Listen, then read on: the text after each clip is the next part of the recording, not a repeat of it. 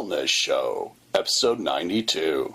Welcome to The Wellness Show, a podcast on health and wealth. I'm your host, Tyson Bannigan, the founder of the Extraordinary Healing Arts Academy. Join me as we get the latest insight, tips, and strategies from wellness providers, coaches, and successful, heart-centered entrepreneurs, and much, much more.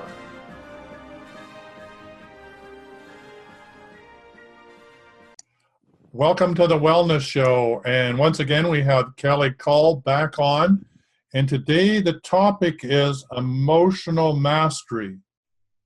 Well, that's a big one. I don't know about you, but mastering my emotions.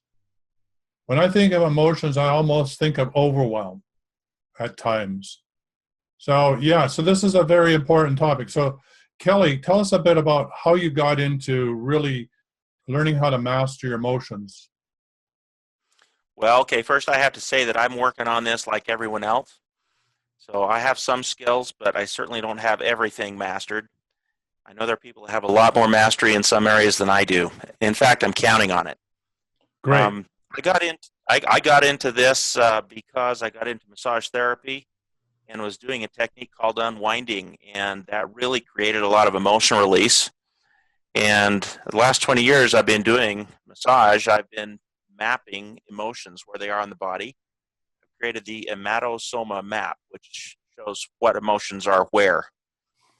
And I've been learning how important emotions are in everything in our life. When you say emotional mastery, really everything that we want to manifest, every fulfillment, every success, is really connected at some point to our level of emotional mastery. And there are 7 skills that if we master these 7 skills, they're really powerful, attractive forces in our life. These 7 skills relate to, and I've got some pictures here, the 7 chakras of the body. Now, I didn't create these, I discovered them, right? You've got these 7 energy centers or chakras in the body. This information is out there. I'm another explorer that's been discovering the wonders and the power of these things and learning that there's a skill for each one of them. So what I'm doing now, I created Ematosoma Mastery University, and I'm wanting to teach these 7 skills to people so they can empower their life and receive everything that they want in their life.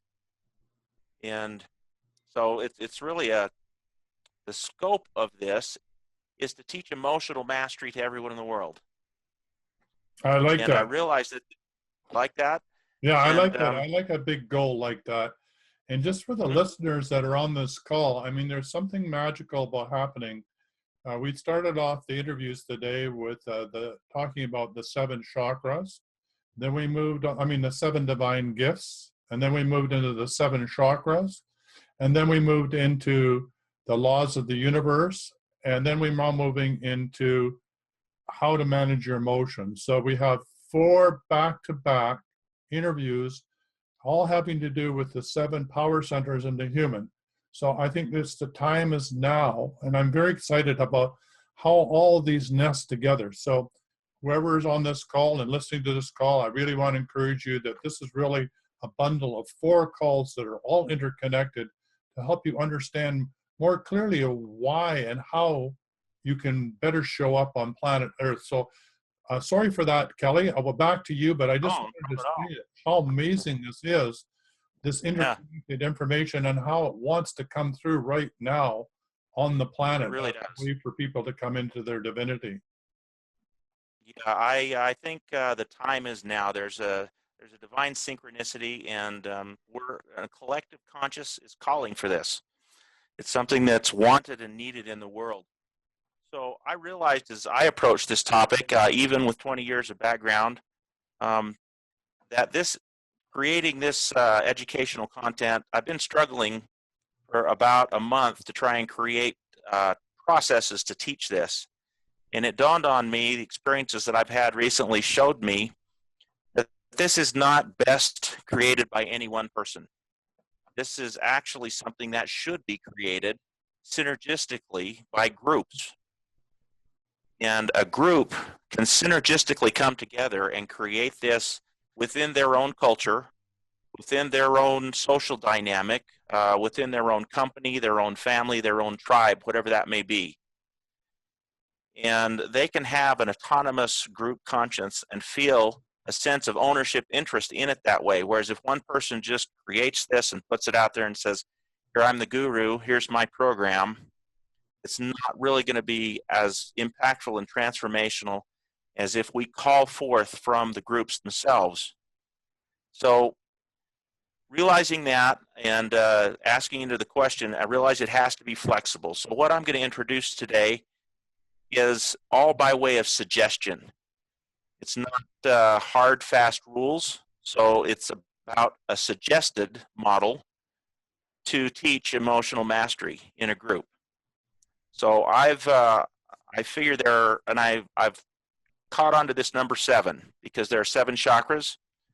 So I figure that you're going to see that in the model I present.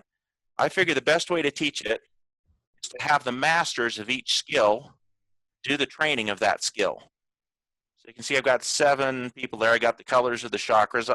So if you consider each one of these people representing a master in one of the 7 skills, those are the ones that are going to teach that skill to the other people in the group.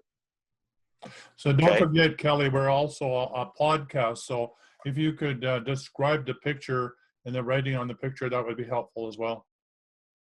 You bet. I've got 7 figures, stick figures, and each one of them is a different color corresponding to the chakras. So it's just a stick figure picture, basically. But by creating the training themselves, this allows members to have a sense of ownership in an emotional investment in the group.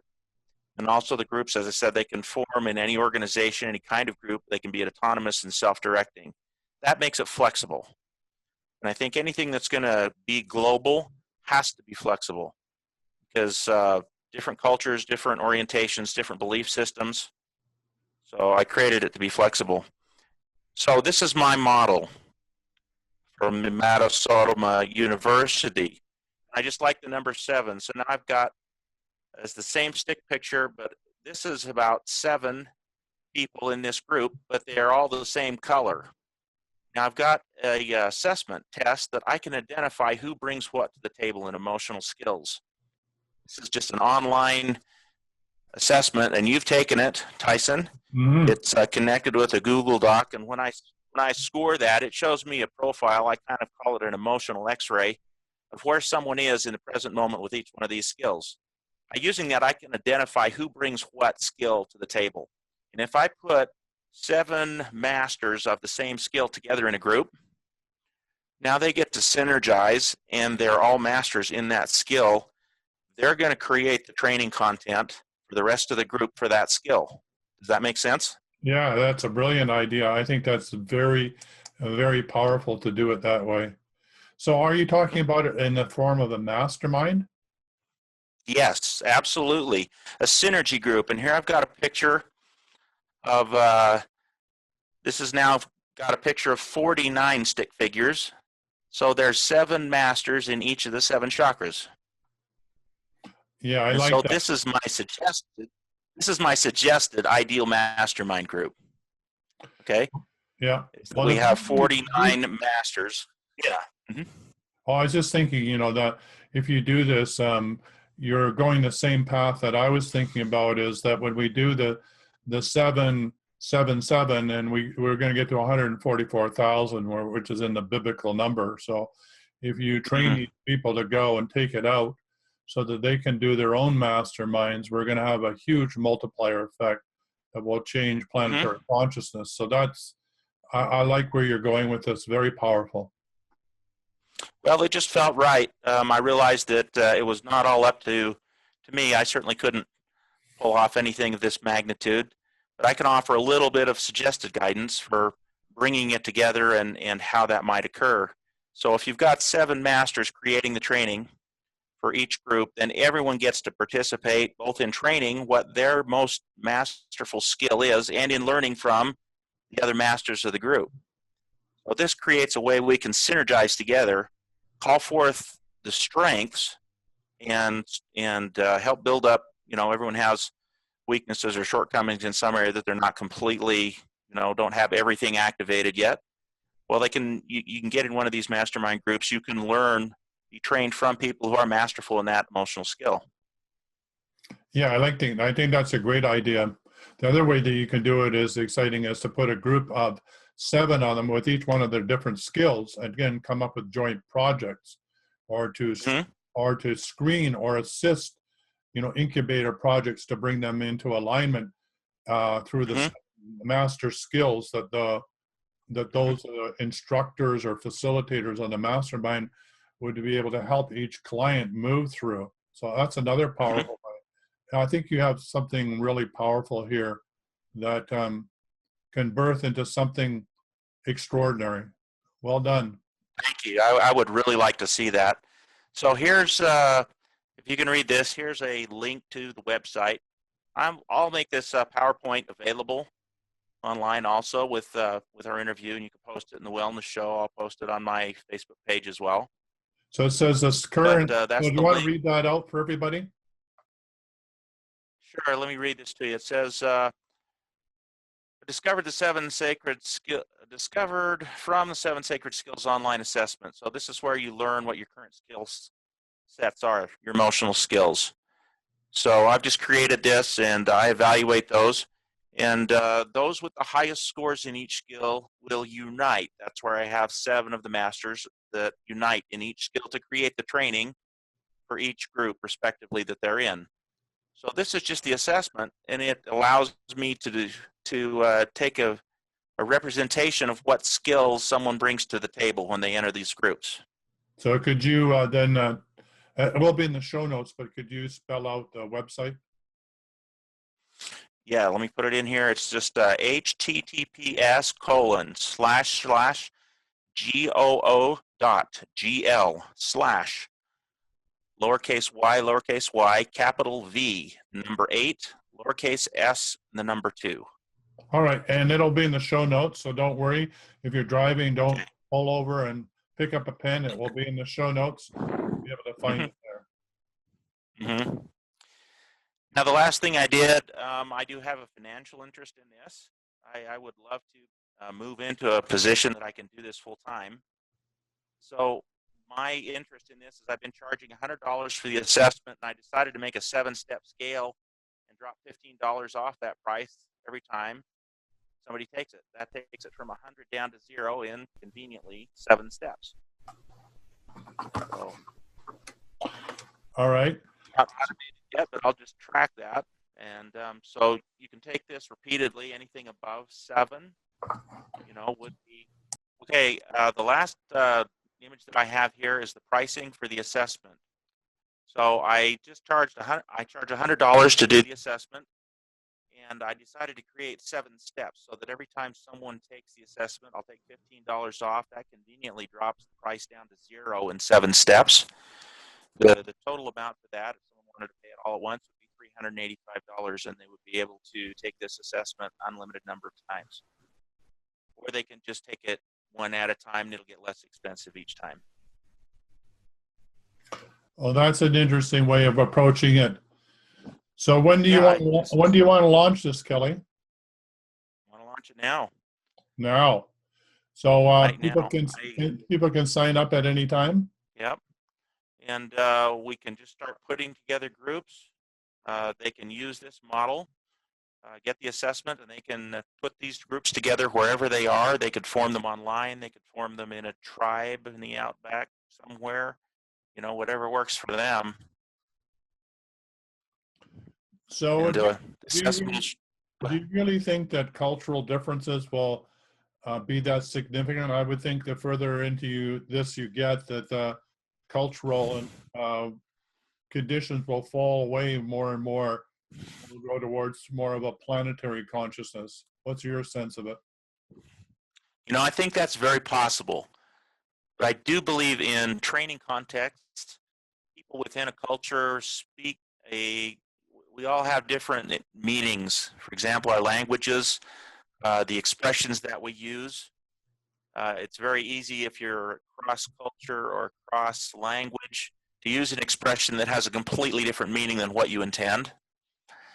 And so I think the training needs to be generated from within the group, from within the Yeah, local group. They have the highest probability of understanding one another. yeah, I think you're absolutely right.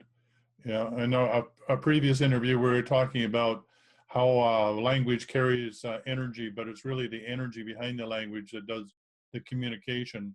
So I think you're Yeah, absolutely right that within a cultural framework, there will be more communication to start with as we come to some right, common way to move between, interculturally.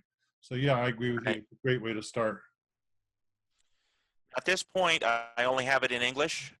I suppose it's a project to take on to take this test into the Google translators and start translating this in other languages as well. I haven't done that yet, and I'm just one guy. This is as far as I've gotten. My path has led me to this point, and I realized, what can I do now? What's the next right step? Well, I have a tool that can determine who brings what to the table. So how can I use that tool now? Well, let's create groups and bring the masters together in that group and let them create the training within their group. It's just seemed like the next right step. Yeah, I think you're right. I think it is the next right step. It's a way to move towards planetary consciousness from the individual through the group to the larger field of endeavor. So I like that. So let's go back to the seven emotional frequencies that each person has. You want to talk a bit about that structure at that level? Sure, I'd love to do a rundown. The seven, I call them the seven sacred emotional skills. All right. So if you start at the first chakra, the root chakra, the emotional skill there is confidence and being grounded. And if to put this in law of attraction terms, someone who has a high level of confidence and they're really well grounded, that's a powerful attractive vortex in their life. That calls things into their life that people that don't have that confidence and that grounding don't attract. So each one of these seven skills creates a powerful attractive vortex. And the second skill, or the second chakra, um, the skill there is unity and alignment. And creating unity and alignment is a very powerful vortex. When you get that going on in your life, that attracts the things that you wouldn't attract otherwise. The next one is the third chakra. The skill there is acceptance, being present. It produces things like patience, and that attracts things in your life that would not come into your life any other way. To really be present, to be accepting. There's a connection with divine will and higher power. It is all about will and willingness. 12-step recovery programs focus a lot on this with acceptance. So there's a lot of healing there for anyone who, addictions exist because of the lack of emotional skills. So many things exist in the world because of a lack of emotional skills. When you get these skills active on a high level, those problems resolve. The next one up is the heart chakra, and that is empowered by love, and particularly pure love. Pure love has two qualities. It's unconditional, and it doesn't withhold.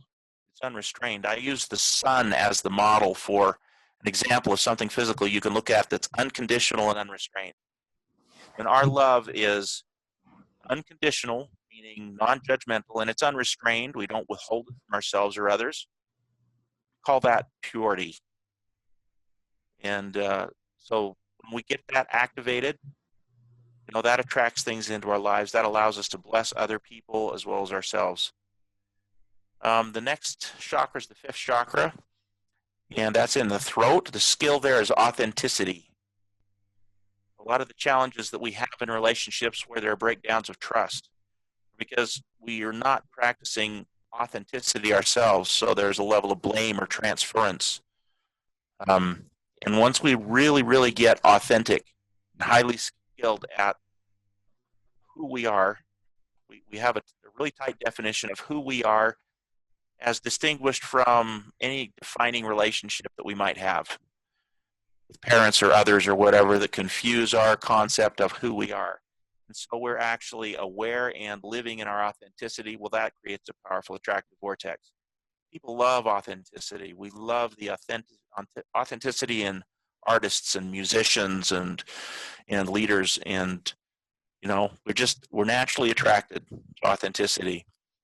The second skill, the third eye, or the sixth chakra, this skill is about intuition and discernment. So this is empowered through stillness, practice of quieting the mind, being still so that we can hear and become sensitive to those subtle whisperings and this, they call it the still small voice. The still small voice of intuition is not going to argue with us. If our minds are busy and overactive, we're not going to be hearing it. We're not going to be aware of it. It's, we have to get quiet first. So that's a skill. When you have that skill, that's a powerful vortex. And then, of course, the seventh skill is our crown chakra. And this skill is, I use the word meekness. Another word that's synonymous would be teachability. To have an open mind so that you acknowledge that no matter how much I know, there's more to know yet. It's not like I've arrived, okay, God, thanks, I got this. Like every day you wake up and say, okay, God, what's next? What can I learn now? How can I take this to a deeper level? And what's the next level of expansion that I can move to? Someone who is meek is constantly learning. So they say the meek inherit the earth. I think they inherit the earth for starters. Someone who's constantly really learning is going to inherit the universe. That's our divine birthright. That's my birthright as a son of God, and every one of my brothers and sisters on the planet. That's our birthright. But whether we actually receive that birthright, we have those rights, but with rights come responsibilities, and we have to take the steps to activate our receptivity and our learning so that we can receive this birthright that belongs to all of us. And so how do we accept that birthright? Do you see it as basically getting out of the way of the divinity flowing through, or how do you see it? Well, I see it as a function and a result of mastering these 7 skills. When we really get a high level of activation in each of these skills, I don't think the universe can withhold anything from us. So you're sort of like we call it telling me that we're learning a tune on a 7-note cosmic piano, and we're learning how to play it. A tune? Yeah, exactly. Or that we're 7-cylinder engines. Right. Okay. Only firing strong on all 7 cylinders, nothing can stop us. Right. And what really gets in the way is that we're not really strong on all 7, or we're out of tune. Yeah, tuning up is really a good metaphor. When we get all these resonant frequencies really tuned up and activated on a high level, I really want to see what our relationships are like, what our finances are like, what our culture's like, what our businesses kind of models are like, what our planet looks like, what our health looks like, our bodies, everything. Well, this sounds like that's going to be a beautiful day. It sounds like a giant experiment, which sounds pretty exciting, not only at the personal level, but at the group level, cultural level, and at the planetary level. So you're looking for fellow travelers on this adventure. Yep, I'm calling for truth seekers and adventurers and people that want to learn. Wow. Want to take this on and just see where they can go with it. I hiked to the top of Mount Timpanogos this August. I made 3 attempts to get up there, and I realized on the 3rd attempt, everyone who had said they were going to go with me bailed out, and it just came down to, well, am I going to do it? I've scheduled it, and I went. It took me 7 hours to get to the top, which is 11,700 something feet, almost 12,000 feet. I got to the top at 6 p.m., and I had about 1 hour of daylight left, and I knew there was 7 hours of trail to get back down. But I was not going to leave. I didn't want to die, but I didn't want to live knowing that I was within 500 feet and didn't claim it. So I I claimed it at 6 p.m. And then I realized, I'm going to need help getting down. I went all in and I got here, but now I got to get out and I'm going to need help. And it wasn't the people that said they were going to go with me, but it was the people that were actually on the trail with me at 10,000, 11,000 feet. Some of them were young men and they could go much faster than I could. But I said to them, I'm going to need help getting out of here. And, I know I'm going to need help. I've cached water and several things on down the trail, but I don't move as fast as you do. It's going to take me longer, but I need help. And so these young men, they could have gotten out of there a lot quicker, but to their credit and their kindness and maybe divine intervention, really they were angels to me. They adapted and they said, we'll stay with you. We'll help you down. And two other men came forward too. I'm a little emotional, Tyson, because these young men were angels to me. They really were. They helped me down that next 7 hours. Sometimes they carried my pack. We came across some animals, and I think if it would have just been one of me, some goats, they might have messed with me, but animals don't mess with 5 men together. So we didn't have any trouble with animals being together in a group. There's just a lot of things that that synergy, carried me out of there. I was carried on synergy, and so I'm at a point with this where I realize I've gone as far as I can go by myself, but I am all in. I'm right where I want to be, in way over my head. And I don't just know that other people have some better skills than I do. I'm counting on it.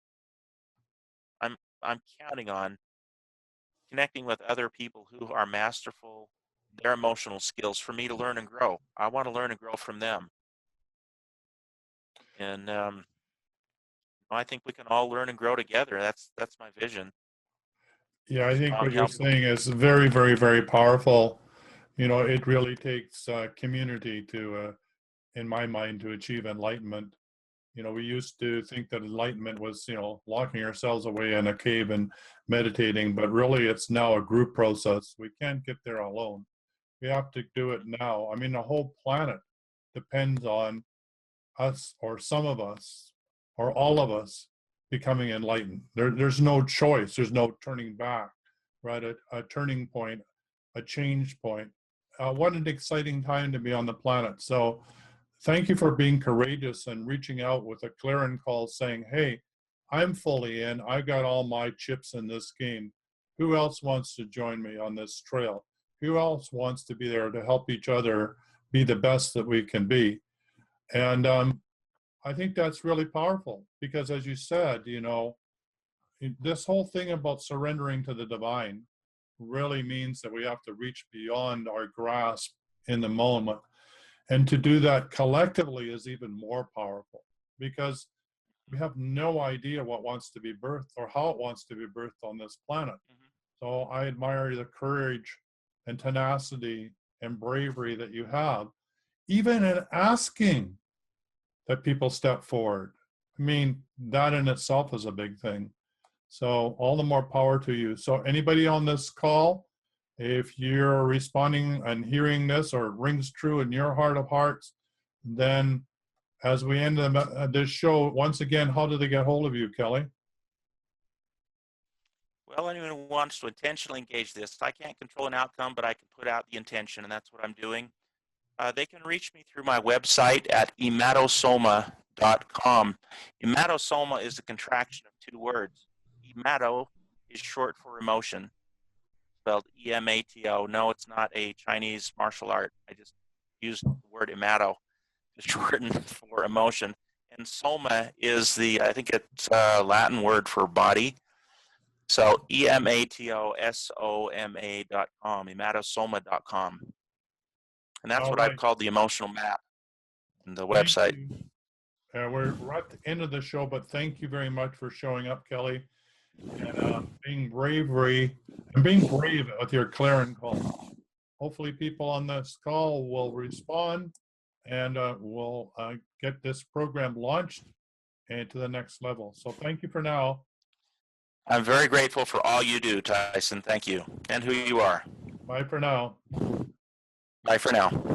For quality online wellness products, courses, and services, visit our sponsors, thewellnessstore.ca and the Extraordinary Healing Arts Academy located at thewellnessacademy.ca. To stay in touch, visit us at thewellnessshow.ca. And until next time, be healthy, wealthy, and wise.